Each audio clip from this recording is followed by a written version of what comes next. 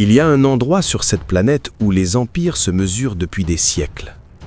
Pas sur un champ de bataille, pas dans une salle de réunion diplomatique, pas devant les caméras des journalistes.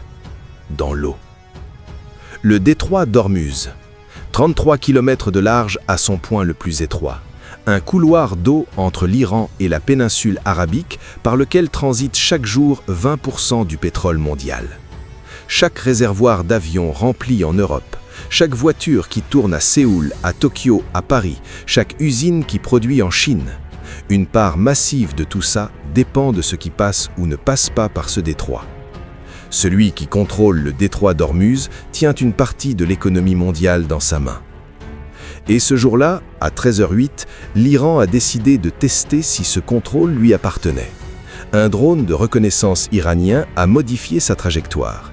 Il se dirigeait directement vers le groupe d'attaque du porte-avions USS Abraham Lincoln qui opérait dans le détroit avec son escorte de destroyers et de croiseurs. Ce que les commandants iraniens croyaient être une mission de surveillance discrète allait devenir, en moins de 20 minutes, l'une des démonstrations les plus claires et les plus humiliantes de la supériorité militaire américaine dans cette région depuis des années. Mais voilà ce que les médias n'ont pas expliqué. Ce drone n'était pas une erreur de calcul. Ce n'était pas un opérateur isolé qui avait dépassé ses instructions. C'était la première étape d'un plan en 2 phases. Un piège élaboré, coordonné, pensé pour prendre le porte-avions par surprise. Le problème pour l'Iran, c'est que le porte-avions le voyait venir, depuis le début. Ce que tu vas entendre dans les prochaines minutes est la reconstitution complète de ce qui s'est passé dans ce détroit, minute par minute, décision par décision. Du moment où le drone est apparu sur les écrans américains jusqu'au moment où la dernière vedette iranienne a fait demi-tour. Et dans le dernier bloc, il y a quelque chose que les analystes militaires ne disent pas publiquement sur ce que les États-Unis ont récupéré de ce drone avant de le détruire. Reste jusqu'à la fin. C'est la partie qui change vraiment. Avant d'entrer dans les détails de l'incident, tu dois comprendre pourquoi le détroit d'Ormuz est l'endroit le plus surveillé, le plus défendu et le plus convoité de tous les océans du monde. En superficie, c'est minuscule. Sur une carte du monde, tu le remarques à peine. Mais en termes d'importance stratégique, c'est l'un des points de passage les plus critiques de la civilisation industrielle moderne. Chaque jour, entre 15 et 20 tankers pétroliers traversent ce détroit. Chacun transporte des centaines de milliers de barils de pétrole brut. En additionnant tout, le détroit d'Ormuz achemine chaque année environ 1/5 de la consommation pétrolière mondiale. 20%, un seul point géographique, un seul couloir d'eau. Si ce détroit ferme, même temporairement, les conséquences économiques se propagent à tout le monde en quelques heures. Le prix du pétrole monte immédiatement, les marchés financiers réagissent, les chaînes d'approvisionnement mondiales commencent à se dérégler. Des pays entiers qui dépendent de ces importations se retrouvent face à des pénuries en quelques semaines. C'est pour ça que l'Iran considère le détroit d'Ormuz comme son arme économique ultime. Pas ses missiles, pas ses proxys au Yémen ou en Irak, le détroit. Parce que fermer le détroit, ou même menacer de le fermer de façon crédible, c'est menacer l'économie mondiale entière d'un seul geste. Et c'est pour ça que les États-Unis maintiennent une présence navale permanente dans la région depuis des décennies. La 5e flotte américaine, basée à Bahreïn, existe principalement pour une raison, garantir que personne, jamais, ne ferme ce détroit. Un porte-avions dans le détroit d'Ormuz n'est pas juste un navire de guerre, c'est une déclaration politique, économique et militaire simultanée. C'est un message adressé à Téhéran, à Moscou, à Pékin et à tous les gouvernements de la région. Ce passage reste ouvert. Tant que nous sommes là, il reste ouvert. L'Iran le sait, et l'Iran cherche depuis des années le moyen de contester ce message sans déclencher une guerre totale qu'il ne peut pas gagner. La stratégie qu'il a développée pour ça s'appelle la guerre des moustiques. Des drones bon marché, des vedettes rapides, des missiles anti-navires côtiers, des armes asymétriques qui coûtent infiniment moins cher que les navires qu'elles ciblent et qui peuvent être utilisés pour harceler, intimider, collecter du renseignement et tester les réactions adverses sans franchir la ligne rouge qui déclencherait une riposte massive. Ce jour-là, ce plan a été mis en œuvre avec une coordination et une ambition que les observateurs extérieurs n'avaient pas anticipées. Et il a été neutralisé avec une efficacité que les commandants iraniens n'avaient pas non plus anticipée. 13h08, détroit d'Ormuz. Dans un centre de commandement iranien, des opérateurs regardent sur un écran le flux vidéo en direct d'un drone de reconnaissance Shahed 139. Sur leur moniteur, la silhouette du porte-avions USS Abraham Lincoln est clairement visible. Le pont d'envol, les avions garés, les destroyers d'escorte qui l'encadrent. Pour ces opérateurs, la mission se déroule parfaitement.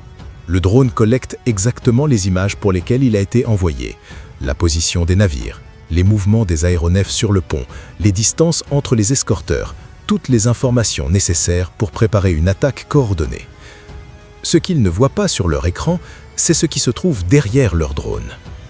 À 28 km derrière le Shahed 139, un F-35C de la marine américaine s'est glissé en position. Silencieusement, sans activer son radar, sans émettre la moindre communication radio-détectable, sans révéler sa présence d'aucune façon. Le F-35C est le chasseur embarqué le plus avancé au monde. Sa furtivité ne se limite pas à son profil radar. Elle inclut la suppression de ses émissions électromagnétiques, la réduction de sa signature infrarouge et des systèmes de capteurs passifs qui lui permettent de pister et d'identifier des cibles à longue distance sans jamais activer les systèmes qui pourraient le trahir. Le pilote utilisait exclusivement des capteurs infrarouges passifs. La caméra thermique du F-35 avait verrouillé la signature de chaleur du drone iranien. Sur son écran, la cible était parfaitement visible, parfaitement identifiée, parfaitement pistée. Pour le drone iranien, le ciel derrière lui était complètement vide. Mais il y avait quelque chose de plus important encore que la position du F-35. Pendant toutes les minutes où le chasseur américain suivait le drone en silence, il collectait des données. Les fréquences de communication du drone, les signaux de contrôle reliant l'appareil à son centre de commandement en Iran, les patterns électroniques identifiant les opérateurs, les relais, les protocoles de chiffrement utilisés. Chaque seconde que le drone continuait à voler donnait au système de renseignements américain une image plus complète du réseau de commandement iranien des drones. Ce que Téhéran croyait être une mission de surveillance unilatérale, l'Iran observant la flotte américaine, était en réalité une mission de surveillance bilatérale. La flotte américaine observait l'Iran en retour, et elle récoltait quelque chose d'infiniment plus précieux que des images d'un pont d'envol. Elle récoltait l'architecture d'un réseau. À l'intérieur du porte-avions, les commandants regardaient le track du drone se rapprocher sur les écrans tactiques.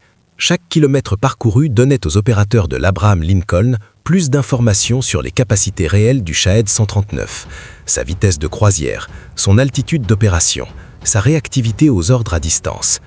Mais chaque kilomètre parcouru rapprochait aussi les caméras du drone du cœur de la flotte américaine. À un moment, la fenêtre pour agir allait se fermer, et le commandant devrait choisir entre continuer à collecter de renseignements ou protéger ses navires. Voilà la question que les médias n'ont pas posée quand ils ont couvert cet incident. Pas « est-ce que les Américains ont abattu le drone ?» Ça, tout le monde le sait. La vraie question est « pourquoi ils ont attendu aussi longtemps avant de tirer ?» Parce que la réponse révèle comment fonctionne vraiment la prise de décision militaire dans une situation de tension maximale. Et c'est beaucoup plus complexe, beaucoup plus intelligent et beaucoup plus dangereux que ce que les titres d'actualité suggèrent. Le Shahed 139 n'était pas un petit drone jetable, c'était une plateforme de surveillance longue endurance construite pour rester en vol pendant des heures et opérer loin des côtes iraniennes. Sous ses ailes, la situation n'était pas entièrement claire. Certains points d'accrochage ressemblaient à des pods de capteurs, d'autres ressemblaient à des rails de missiles potentiels. Personne dans le groupe de combat n'avait une réponse définitive. Si le drone était armé et qu'on attendait trop longtemps, la flotte était en danger. Si le drone n'était que de la surveillance et qu'on le détruisait trop tôt, l'Iran obtenait une victoire politique exactement au moment où des négociations nucléaires sensibles se déroulaient en coulisses. Les deux erreurs possibles avaient des conséquences graves et différentes, et l'horloge tournait. Il y a un concept que les stratèges militaires appellent le dilemme du tireur. C'est le moment où chaque seconde supplémentaire avant de tirer te donne plus d'informations sur la menace, mais te rapproche aussi du point où la menace devient incontrôlable. La fenêtre d'action optimale est quelque part entre trop tôt et trop tard, et elle se ferme à chaque seconde. Dans ce cas, la décision était encore plus complexe, parce qu'elle n'était pas seulement militaire, elle était politique. Abattre le drone avant qu'il soit clairement menaçant pouvait être présenté par Téhéran comme une agression américaine injustifiée.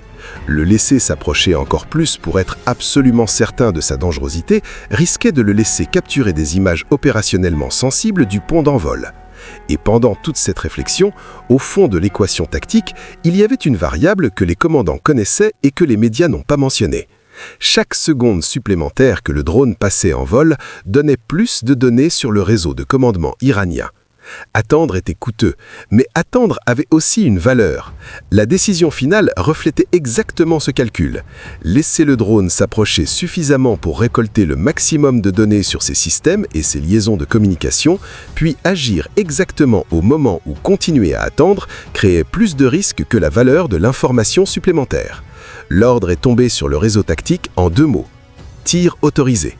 Au-dessus de la flotte, le F-35C était déjà en position depuis plusieurs minutes. La seule chose qui avait changé, c'était l'ordre. Le pilote du F-35C avait armé un seul missile AIM-9X Sidewinder. Un seul. Pas 2. Pas une salve. Un seul missile pour un seul drone depuis une position que le drone n'avait jamais vue venir. Le chercheur du missile a verrouillé la signature thermique du Shahed F-39. Un son stable et continu a rempli le casque du pilote. La tonalité du verrouillage. Le signal que la cible est acquise, que la solution de tir est bonne, que le missile sait exactement où aller. Le Shahed 139 continuait de voler vers l'avant.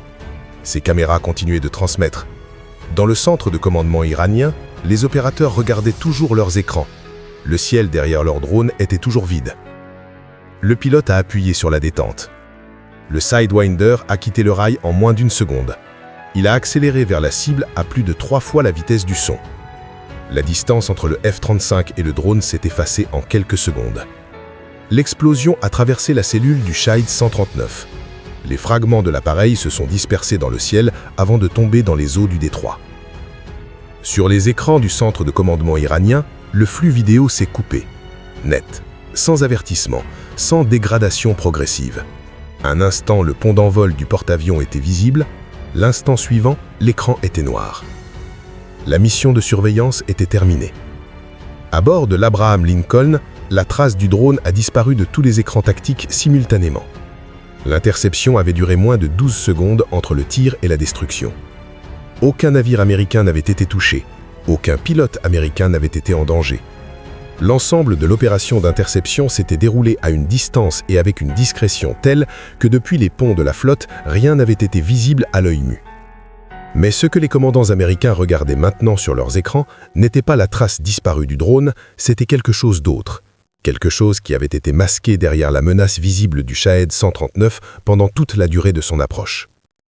Les analystes avaient commencé à croiser les signaux captés pendant le pistage du drone avec l'activité électronique dans l'ensemble du détroit. Et ce qu'ils trouvaient changeait complètement la lecture de la situation. Le drone n'avait été envoyé uniquement pour photographier la flotte. Il avait été envoyé pour occuper son attention. Pendant que tous les systèmes de surveillance et de défense du groupe de combat étaient focalisés sur le Shahed 139, quelque chose d'autre s'était mis en mouvement plus profondément dans le détroit. Et maintenant que le drone était détruit, ce quelque chose n'était plus caché. Voilà ce que l'Iran avait planifié. Phase 1. Envoyer le drone, le laisser s'approcher du porte-avions, forcer les systèmes de défense américains à se concentrer sur cette menace visible et aérienne. Pendant ce temps, profiter de cette fenêtre d'attention divisée pour mettre en position la phase 2. Phase 2, des vedettes d'attaque rapide des gardiens de la révolution islamique, les IRGC, se déplaçant à travers le détroit pendant que la flotte était distraite par le drone. C'était un plan intelligent. Pas génial, mais intelligent. Il exploitait une réalité tactique réelle. Quand un système de défense est focalisé sur une menace aérienne imminente, ses capteurs et sa bande passante décisionnelle sont partiellement occupés. C'est un moment de vulnérabilité relative. Un moment où une menace de surface qui émerge simultanément peut gagner quelques kilomètres précieux avant d'être détectée et traitée. Le problème, c'est que ça ne fonctionnait que si la flotte américaine ne voyait pas venir les 2 menaces en même temps. Et elle les voyait toutes les 2. Depuis le moment où le drone avait été identifié et pisté, les systèmes de surveillance de l'Abraham Lincoln n'avaient pas arrêté de balayer l'ensemble du détroit. le 2D Hawkeye, l'avion de commandement et de contrôle aéroporté opérant au-dessus de la flotte, avait une image complète de tout ce qui se déplaçait dans le détroit, sur surface comme dans les airs. Quand les vedettes iraniennes ont commencé à accélérer, elles sont apparues immédiatement sur les écrans tactiques. Leur formation, leur vitesse, leur trajectoire, tout était visible. Et la corrélation avec les signaux captés pendant le pistage du drone a été établie en quelques secondes. Ces bateaux n'étaient pas une coïncidence, ils étaient la deuxième phase d'une opération coordonnée. Les vedettes rapides des IRGC sont des embarcations que l'Iran utilise depuis des années pour harceler les navires commerciaux et militaires dans le golfe Persique. Rapides, légères, manœuvrables, elles peuvent porter des missiles anti-navires, des torpilles légères ou simplement utiliser leur vitesse pour s'approcher dangereusement d'un navire de guerre et forcer une réaction. Mais leur efficacité dépend entièrement de la surprise et de la confusion. Une vedette rapide repérée à 20 km d'un destroyer américain qui a ses solutions de tir prêtes est une vedette rapide déjà condamnée. Les destroyers d'escorte de l'Abraham Lincoln ont ajusté leur position. Les systèmes de tir ont été mis à jour en temps réel dans l'ensemble de la formation. Chaque navire du groupe de combat avait exactement la même image tactique, et chaque système d'armes était prêt. Des avertissements ont été transmis sur les canaux maritimes internationaux. La formation iranienne n'a pas ralenti. Plusieurs vedettes ont même accéléré. Cette décision a scellé leur sort. Les destroyers américains ont ouvert le feu avec des canons navals et des armes de précision. Les premiers bateaux de tête de la formation iranienne ont été touchés avant d'avoir pu réduire la distance. La précision des systèmes d'armes américains à cette portée n'est pas une question de chance. C'est le résultat de décennies de développement technologique, d'entraînement intensif et de systèmes de conduite de tir intégrés qui partagent les données en temps réel entre tous les navires de la formation. En quelques secondes, la formation iranienne s'est disloquée. Plusieurs vedettes ont effectué des demi-tours immédiats. D'autres se sont retrouvés immobilisés dans l'eau. La cohérence tactique de l'attaque s'est effondrée presque instantanément. L'ensemble de la confrontation, depuis le premier coup de feu jusqu'au moment où les dernières vedettes en état de naviguer ont quitté la zone, a duré moins de 3 minutes. 3 minutes. Une opération planifiée, coordonnée, impliquant un drone de surveillance longue endurance et plusieurs vedettes d'attaque rapide, démantelées en moins de 3 minutes, sans qu'un seul navire américain soit touché. Sans qu'un seul aviateur américain soit blessé. Sans qu'un seul système de l'Abraham Lincoln soit mis hors service. Pour les marins à bord des destroyers américains, c'était l'exécution d'un protocole. Pas dramatique, pas héroïque dans le sens cinématographique du terme. Juste une séquence de décisions correctes prises dans le bon ordre, avec les bons outils, par des professionnels entraînés pour exactement ce type de situation. Mais pour les commandants iraniens qui regardaient leurs écrans, c'était autre chose. C'était la preuve que leur plan avait été percé avant même d'être déclenché. Que leur drone avait été pisté depuis le début sans qu'ils le sachent. Que leurs vedettes avaient été détectées au moment où elles avaient commencé à bouger. Que l'effet de surprise sur lequel reposait l'ensemble de la stratégie n'avait jamais existé. Le plan de l'Iran n'avait pas échoué à cause d'une réaction rapide américaine. Il avait échoué parce que la flotte américaine n'avait jamais été surprise. Et cette distinction est cruciale. Parce qu'elle dit quelque chose d'important sur la qualité du renseignement et de la surveillance américain dans cette région. Et quelque chose d'encore plus important sur les limites réelles de la stratégie asymétrique iranienne face à une force aussi intégrée et aussi préparée. Voilà la partie que les comptes rendus officiels ont mentionnée en passant et que personne n'a vraiment expliqué. Pendant toutes les minutes où le F-35C suivait silencieusement le Shahed 139, les systèmes de guerre électronique du chasseur collectaient des données. Pas des images, pas des vidéos, des données. Les fréquences exactes utilisées par le drone pour communiquer avec son centre de commandement, les patterns des signaux de contrôle, les intervalles de transmission, les protocoles d'authentification, les signatures électroniques liant l'appareil à des relais spécifiques sur le territoire iranien. En termes de renseignement militaire, c'est extraordinairement précieux. Parce que ces données ne servent pas seulement à comprendre comment fonctionne ce drone particulier, elles servent à cartographier le réseau entier derrière lui, la chaîne de commandement qui le dirige, les fréquences que ce réseau utilise, les vulnérabilités potentielles dans ses protocoles de communication. Un drone détruit, c'est une menace éliminée. Un drone pisté pendant plusieurs minutes par un F-35 qui enregistre tout, c'est une fenêtre ouverte sur une infrastructure entière de commandement et de contrôle. L'Iran a perdu bien plus que le Shahed 139 ce jour-là. Il a perdu une partie de la confidentialité de son réseau de drones. Les fréquences enregistrées peuvent être brouillées lors d'une prochaine confrontation. Les patterns de communication identifiés peuvent servir à détecter d'autres appareils plus tôt.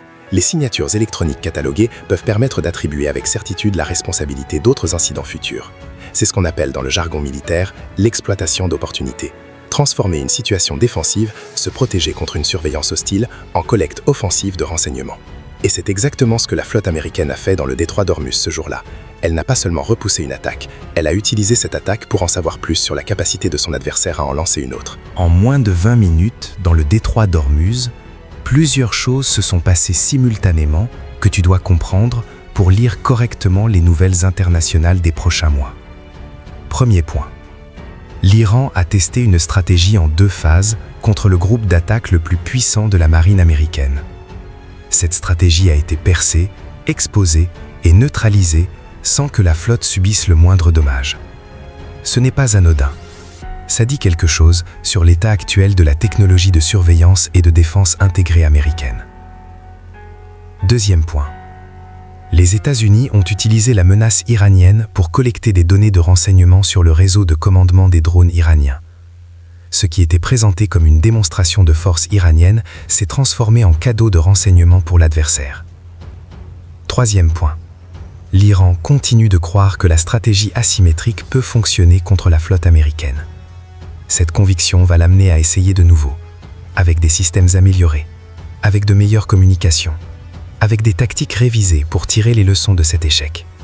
La confrontation dans le détroit d'Ormuz n'est pas terminée, elle est en pause. Quatrième point, et c'est le plus important. Le détroit d'Ormuz reste le point de pression géopolitique le plus sensible du monde.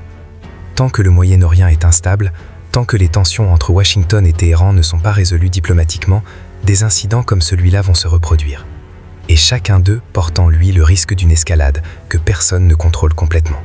Si cette vidéo t'a donné une compréhension de la situation que les titres d'actualité n'offrent pas, clique sur j'aime maintenant.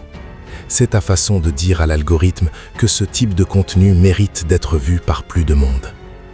Commente Détroit si tu es arrivé jusqu'ici et que tu comprends pourquoi ce passage d'eau de 30 km de large est au cœur de la politique mondiale. Et abonne-toi, parce que la prochaine vidéo va couvrir ce que l'Iran prépare en réponse à ses échecs successifs. Et ce qui se prépare est plus sérieux que tout ce qu'on a analysé jusqu'ici. On ne détourne plus le regard. Avertissement légal. Cette vidéo est une œuvre de fiction narrative créée à des fins de divertissement et d'analyse géopolitique. Les événements, opérations militaires, personnages, navires, aéronefs et situations décrits sont entièrement fictifs et ne correspondent à aucun fait réel vérifié. Toute ressemblance avec des événements réels, des personnes vivantes ou décédées ou des incidents militaires avérés est purement fortuite. Ce contenu ne représente la position officielle d'aucun gouvernement, forces armées ou organisation militaire.